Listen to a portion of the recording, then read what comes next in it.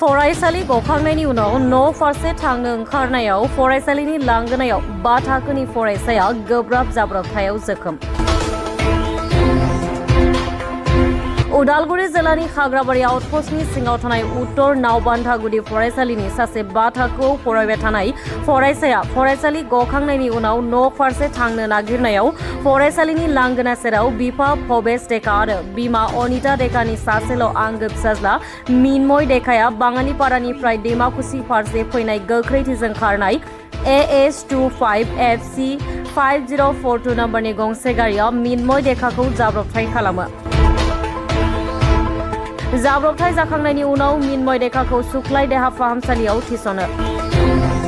फरायसालिनि फोरोंगिरिया खौरांगिरिनि सिगाङाव फोरमायनाय बादिब्ला जाथाया थांनाय जुन दाननि 26 खालारखालि फरायसालि गखांनायनि उनाव जादों। दा मिनमय डेकानि हालोदा जोबोद गाज्रि थासारियाव दं होननानै फोरमायदों। दा मिनमय डेकाया गुवाहाटी हेल्थ सिटी हस्पिटालाव थैनायजों जुजिगासिनो। बेनिखायनो जाय मिनमय डेकाखौ जाब्रबथाय खालामदों बिगोमाया रांनि मदद खालामनो नखरनि बिगोमाया खावलायहरदों। মই গার্জেন হয় কি কম মোরে বাচ্চা হয় কিন্তু কি কই মাতগুর বাগবা বাহাতো বাচ্চা কইছে আমি সেছে সেন্স আহে না মাথাটো কি তো মানে মানুষিনি পোৱা হোৱাই নাই তো এতিয়া অলপ অলপ মানে খোৱাৰ আৰম্ভ কৰিছে কিন্তু খালেও তো মানে কি মানুহ চিনি নাপায় মা দেউতা চিনি নাপায় কিন্তু আমি ভগৱানৰ ওচৰত এইটোৱে প্ৰাৰ্থনা কৰিছোঁ যাতে ভালে ভালে বাচ্চাটো আমাক ভগৱানে ঘূৰাই দিয়ে আৰু যিজন মানুহে খুন্দাইছে সেই মানুহজনে যাতে আমাৰ বাচ্চাটোক মানে পইচা পাতি দি সহায় কৰি আমাক ঘৰলৈ পঠিয়াই দিয়ে সেইটোৱে মোৰ কামনা আৰু সেদিনা আপোনাৰ 26 তাৰিখ যোৱা 26 তাৰিখ স্কুল ছুটিৰ পিছত আমাৰ এইখন বিদ্যালয়তে পঢ়া আমাৰ উত্তৰ নামবান্ধা প্ৰাথমিক বিদ্যালয়ত পঢ়ি থকা 5ম শ্ৰেণীৰ ছাত্ৰ শ্ৰী মিনময় ডেকা পিতা ডুম্বৰুধৰ ডেকা আমাৰ উত্তৰ নামবান্ধাৰ বাসিন্দা অতি দুখীয়া পৰিয়ালৰ লোক তেওঁ সেদিনা বাঙালিপাৰা ফালৰ পৰা অহা আপোনাৰ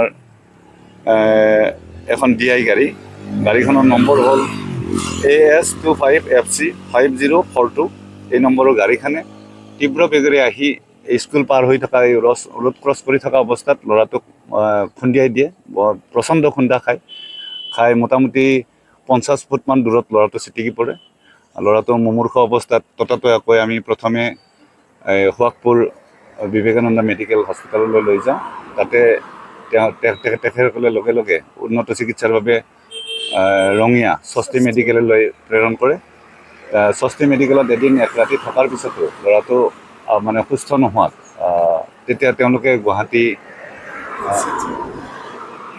হেল্থ চিটি খানাপাৰাত থকা হেল্থ চিটি মেডিকেললৈ ট্ৰেন্সফাৰ কৰে বৰ্তমানে তেওঁ মৃত্যুৰ সৈতে যুঁজি আছে অতি মুমূৰ্ষ অৱস্থাত ল'ৰাটো এতিয়াও মেডিকেলত চিকিৎসাধীন হৈ আছে কিন্তু পৰিতাপৰ বিষয় যিজন মালিকৰ গাড়ীয়ে খুন্দিয়ালে তেখেতে প্ৰথমে টকা পইচা দি প্ৰাথমিক চিকিৎসা কৰাত সহায় কৰিলে কিন্তু এতিয়া তেখেতেও তাৰমানে খৰচ দিবৰ কাৰণে অলপ অপৰাগ হৈছে গতিকে সেয়েহে আমি চিন্তিত হৈছোঁ যে এতিয়া দুখীয়া পৰিয়াল কিদৰে তাৰমানে ল'ৰাটোক আমি মানে আৰোগ্য কৰি আনো ভাল কৰি আনো সেয়েহে আমি চিন্তিত হৈ আপোনালোকৰ ওচৰ পাইছোঁ যাতে আপোনালোকৰ জৰিয়তে আমি বিভিন্ন ঠাইলৈ আমাৰ এই মেছেজটো যাওক আৰু এই চেগতে আমি এটা অনুৰোধ জনাম ল'ৰাটোৰ আমি সুস্থ হোৱাটো কম দিনৰ ভিতৰত সুস্থ হোৱাটো বিচাৰিছোঁ আমি গোটেই গাঁওবাসী ৰাইজে আৰু গাঁওবাসী সকলো মহিলা তিৰোতা সকলোৱে তাৰমানে মৰ্মাহত হৈছোঁ আমি দুখত যে একদম কণমানি ল'ৰা একমাত্ৰই ল'ৰা আছিল গতিকে ল'ৰাটো আৰোগ্য আমি কামনা কৰিছোঁ এতিয়া আমি লগে লগে আমাৰ ওদালগুৰি জিলাৰ উপায়ুক্ত মহোদয়লৈ অনুৰোধ জনাম আমাৰ আটাৰীঘাটৰ পৰা এই বাঙালিপাৰাৰ এই মাজৰ এই জেগাখিনিত ইতিমধ্যে আগতেও বহুকেইটা এনেকুৱা ধৰণৰ পথ দুৰ্ঘটনা হয় বহুকেইজন লোকৰ মৃত্যু হ'ল আৰু এইকাৰণে আমি এই LP স্কুলখনৰ সন্মুখত স্পীড ব্ৰেকাৰ কেইটামানৰ দিবৰ বাবে অনুমোদন জনাবৰ বাবে আমি উপায়ুক্ত মহোদয়লৈ অনুৰোধ জনাইছোঁ যাতে আমাৰ বাৰে বাৰে ঘটি থকা এই দুৰ্ঘটনাসমূহ আংশিকভাৱে হ'লেও কমাবৰ বাবে যাতে আমাৰ এই স্পীড ব্ৰেকাৰ কেইটাৰ সুব্যৱস্থা কৰি দিয়ে লগতে কিছু সংখ্যক চালকে এনেকুৱা উদণ্ড গতিৰে এনেকুৱা তীব্ৰ গতিৰে তাৰমানে গাড়ী চলায় তেখেতসকললৈ আমি এই চেগতে আমি অনুৰোধ জনাইছোঁ তেখেতসকলে কমচে কম স্কুলৰ সন্মুখৰ জেগাখিনিত অলপ গাড়ীবিলাকৰ স্পীডটো লিমিট কৰি চলালে হয়তো সেই দুৰ্ঘটনাটো নহ'লহেঁতেন সেইটো আমি অনুভৱ কৰিছোঁ গতিকে বাৰে বাৰে এই ধৰণৰ পথ দুৰ্ঘটনা ঘটি থকাত আমি অঞ্চলবাসী ৰাইজ মৰ্মাহত হৈছোঁ। বহুকেইজন লোক আমাৰ গাঁৱৰ পৰা মৰিল এই ধৰণৰ দুৰ্ঘটনাত। গতিকে সেয়ে অনুৰোধ জনাইছোঁ, প্ৰশাসনকো অনুৰোধ জনাইছোঁ আৰু আমাৰ যিজন মালিক গাড়ীৰ তেখেতকো অনুৰোধ জনাইছোঁ যে দুখীয়া পৰিয়াল তেখেতৰ ফালে চাই তেখেতে যাতে আৰ্থিকভাৱে যিখিনি সহায় সহযোগ আগবঢ়ালে তেখেতলৈ আমি ধন্যবাদ জনাইছোঁ। তেখেতে বহুতখিনি কৰিছে আমাৰ পেচেণ্টটোৰ কাৰণে আৰু ভৱিষ্যতৰ দিনতো তেখেতে আমাক সহায় সহযোগ কৰিম বুলি তেওঁ আশ্বাস দিছে। এতিয়া সময়ে কি কয়, সময়ৰ ফালে আমি লক্ষ্য কৰিম। মই উত্তৰ নাওবান্ধা প্ৰাথমিক বিদ্যালয়ৰ প্ৰধান শিক্ষয়িত্ৰী। সেইদিনা মানে 26 তাৰিখে আমাৰ বিদ্যালয়ৰ মূল্যায়ন চলি আছিল। মূল্যায়ন শেষ হোৱাৰ পিছত মানে আমাৰ স্কুল ছুটি হৈছে। তেতিয়া আমাৰ সহকাৰী শিক্ষক কনক দাস ছাৰে ৰাস্তাটো পাৰ কৰাই দি আছিল ল'ৰা ছোৱালীবিলাকক। তেতিয়া হঠাৎ বাঙালীপাৰা ছাইডৰ পৰা এখন মালবাহী গাড়ী আহি পেলাই এই আমাৰ বিদ্যালয়ৰে 5ম শ্ৰেণীৰ ছাত্ৰ মৃন্ময় ডেকা, ইয়াতে ওচৰতে ঘৰ, তেওঁক গাড়ীখন ৰাস্তাত পাৰ কৰি থাকোঁতে আহি পেলাই খুন্দিয়াই দিয়ে আৰু তেওঁ এই বহুত দূৰত ছিটিকি পৰে। তাৰপিছত তেওঁৰ মূৰত ফাটে আৰু বহুতখিনি ঠাইত মানে আঘাতপ্ৰাপ্ত হয়। তাৰপিছত অলপ গুৰুতৰভাৱে আঘাত হৈছে আৰু তেওঁ। তাৰপিছত আমি লগে লগে চুকলাই মেডিকেলত লৈ গ'লোঁ।